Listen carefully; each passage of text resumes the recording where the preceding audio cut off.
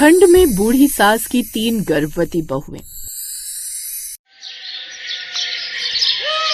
सुमन हमेशा ही चिंता में और उदास रहा करती थी। ऐसा इसलिए था क्योंकि अब उनकी उम्र 60 के पार हो गई थी, लेकिन तब भी उनके घर में पोता पोती नहीं थे, जिस वजह से वो अक्सर परेशान रहा करती थी। ऐसे ही एक दिन वो ठंड के मौसम में धूप खाने के लिए अपने घर की दहलीज पर बैठी, तभी उनकी पड़ोसन मालती आती है और कहती है, अरे अच्छा हुआ सुमन बहन कि तुम मुझे घर के बाहर ही मिल गई, मेरा समय बच जाएगा। ये लो मिठाई। क्या बात है, तेरे बेटे का फिर से प्रमोशन हुआ है क्या जो तू मिठाई बांट रही है? आखिर आज कौन सी खुशी आ गई तेरे घर में? क्या बताऊं बहन, मेरी बहू के बेटा हुआ है, इसीलिए सोचा पूरे गांव में मिठाई बांटूं। तू तो जानती है कि उसकी 3 बेटियां थीं, अब जाकर मेरी बहू ने मुझे एक पोते का सुख दिया है। कैसी बात कर रही है? आजकल के जमाने में भी बेटे बेटियां अलग होते हैं क्या? सब एक समान ही तो होते हैं। वैसे भी कम से कम तुझे बच्चों का सुख तो मिल रहा है। मेरे घर में 3 बहुएं हैं, लेकिन फिर भी मेरे घर में कोई पोता पोती नहीं है। वही तेरे घर में एक बहू है और अब देख उसके 3-4 बच्चे हो गए हैं। अरे ये सब भी नसीबों से मिलता है बहन, कोई बात नहीं। समझ अपने जीवन के कुछ कर्म काट रही है तू, तभी तो तेरे घर में बच्चों की किलकारियां नहीं गूंजती। चल अब मैं यहाँ से चलती हूँ, मुझे पूरे गाँव में भी तो मिठाई बांटनी है। मालती ये बोलकर सुमन के जले पर नमक छिड़क कर चली जाती है। उनकी 3 बहुएं रसोई में खाना बनाते हुए ये सारी बातें सुन रही थीं और आपस में बात करने लगी। मुझे अच्छा नहीं लगता कि पूरे गांव वालों के सामने माँ जी इस तरह से ताने देती हैं। पता नहीं हम तीनों के नसीब में ऐसे कौन से पाप लिखे थे जो हम तीनों के ही बच्चे नहीं हैं। हाँ दीदी, आप बिल्कुल ठीक कह रही हैं, लेकिन अब क्या करें? हम लोगों ने डॉक्टर से जांच करवा ली, शहर में भी इलाज करवा लिया, लेकिन फिर भी कोई खबर ही नहीं आ रही।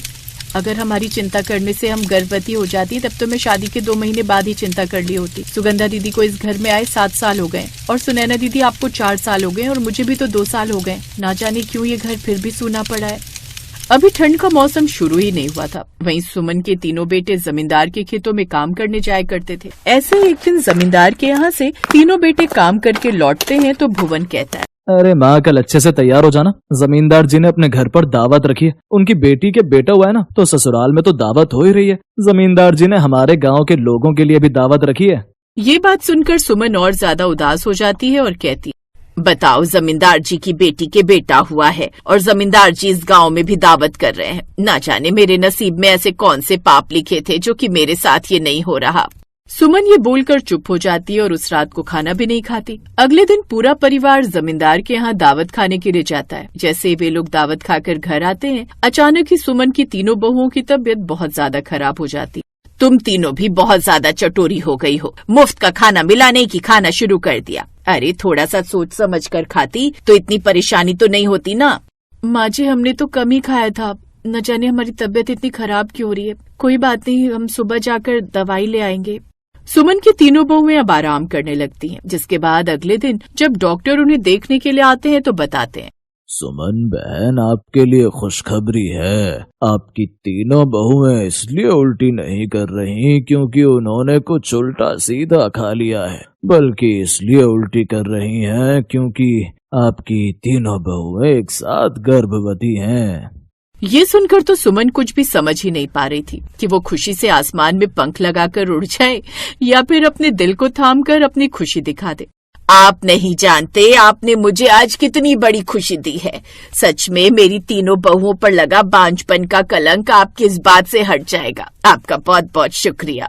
वहीं दूसरी तरफ सुमन के 3 बेटे आधे दिन में ही घर आ जाते। सुमन उन्हें ये सारी बात बताती है तो वे भी बहुत खुश होते हैं और सुमन का सबसे छोटा बेटा साहिल कहता है, अरे माँ, ये तो बहुत खुशी की बात है। हम तो जल्दी से आ गए थे क्योंकि जमींदार जी ने हमें कहा है कि हमें कुछ महीनों के लिए उनकी बेटी के घर जाना है। उनके बेटा हुआ है ना, तो वो चाहते हैं कि हम वहाँ पर खेती का काम संभालें ताकि उन लोगों की थोड़ी मदद हो पाए।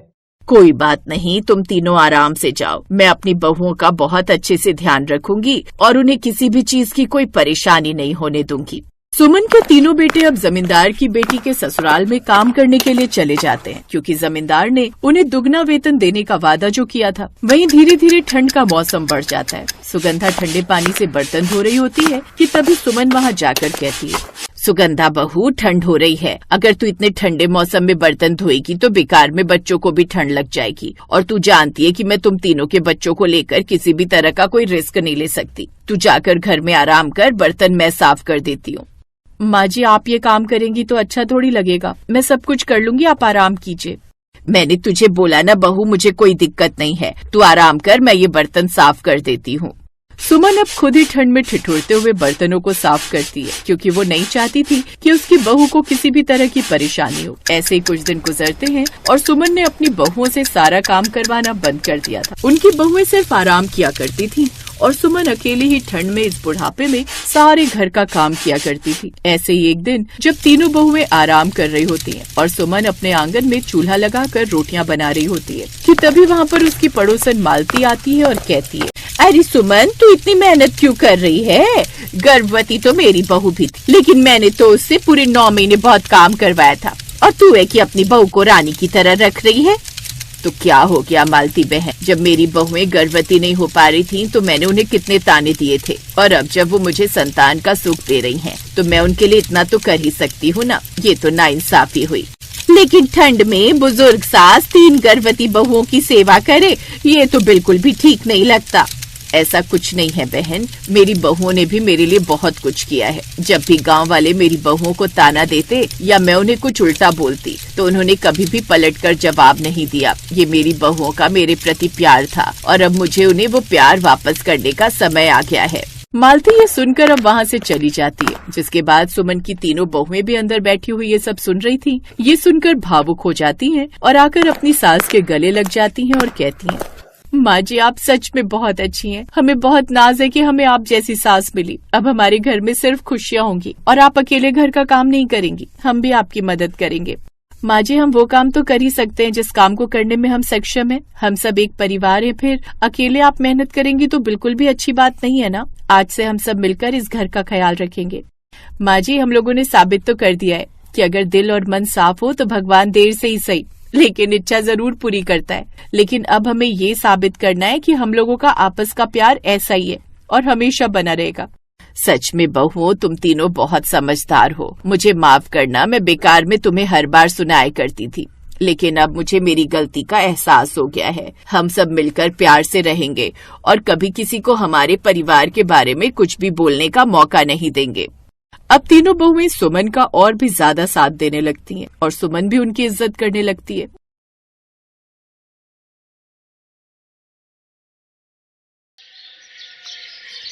गायत्री देवी के 4 बेटे और 4 बहुएं थीं।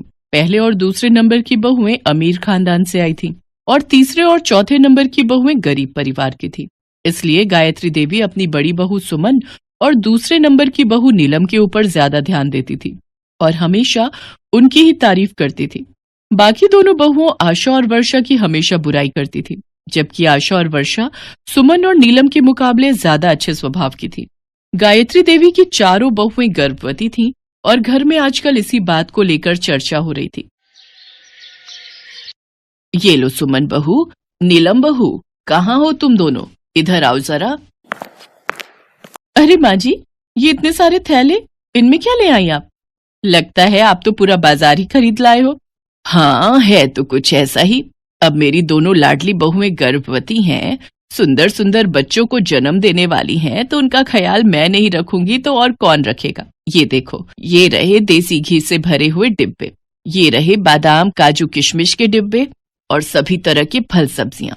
और हाँ, तुम दोनों को ये नमकीन वाले बिस्किट और केक भी पसंद है ना, तो मैं दुकान से ये भी खरीद लाई।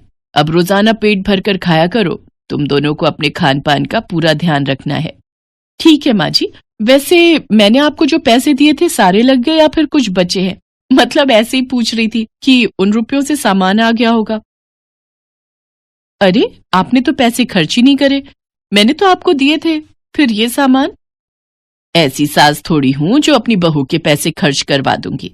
भले ही तुम अमीर घर से आई हो, पर यहाँ भी मैं तुम्हें किसी चीज की कोई कमी नहीं होने दूंगी। ये पैसे मैंने अपने पास से लिए हैं। वो तुम्हारे ससुर जी की पेंशन आती है ना हर महीने, तो मेरे पास ऐसे ही रखी रहती है। कभी पैसे खर्च करने का मौका ही नहीं मिला, अब मिल रहा है तो भला पीछे कैसे रह सकती हूँ। सचमुच हमारी सासू माँ कितनी अच्छी है ना जेठानी जी।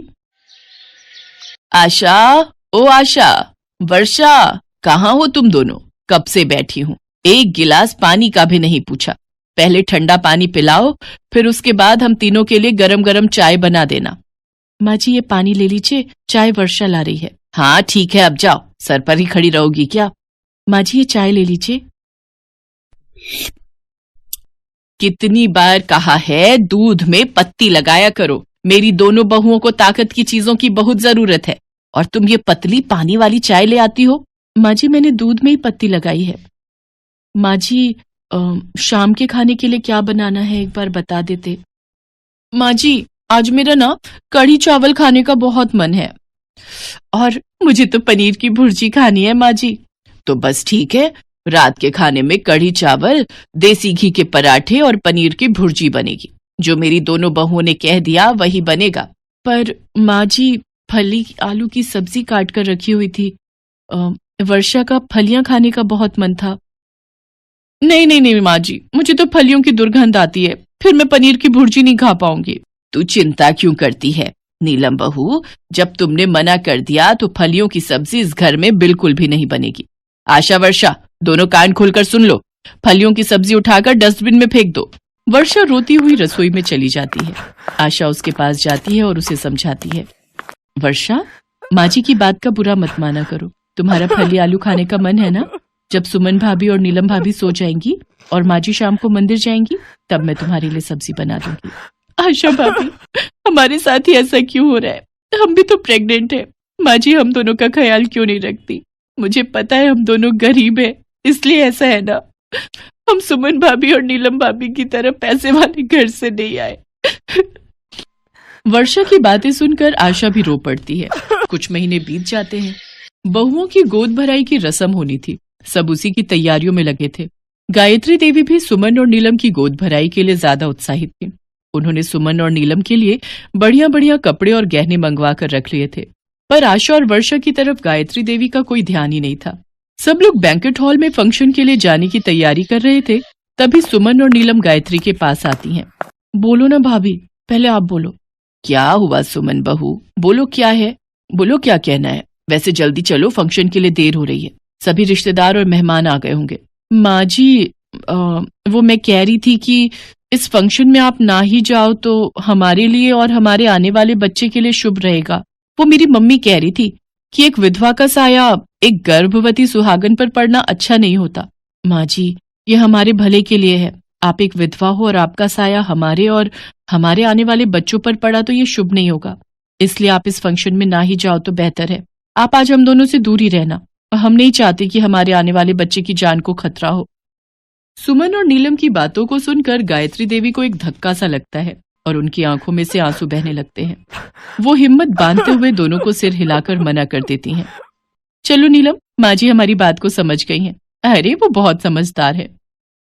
सुमन और नीलम फंक्शन में चली जाती हैं, पर कुछ देर बाद वो देखती हैं कि गायत्री देवी फंक्शन में आ गई हैं। माँ जी हम आपको मना करके आए थे ना कि आप फंक्शन में मत आना, आपने फिर ऐसी बच्चों वाली हरकत की। क्या आप नहीं चाहती कि हम और हमारा बच्चा सुरक्षित रहे? तभी आशा और वर्षा आ जाती हैं।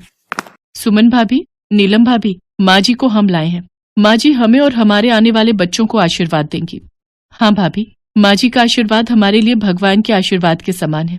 वो भी तो माँ है, उन्होंने भी तो बच्चों को जन्म दिया है, वो भी हमारे होने वाले बच्चों की दादी बनेंगी, इसलिए हमें आशीर्वाद देने का सबसे पहला अधिकार माँ जी का है। चलिए माँ जी, हम दोनों बहुओं को अपना आशीर्वाद दीजिए। हमारी गोद भराई की रस्म आपसे ही शुरू होगी।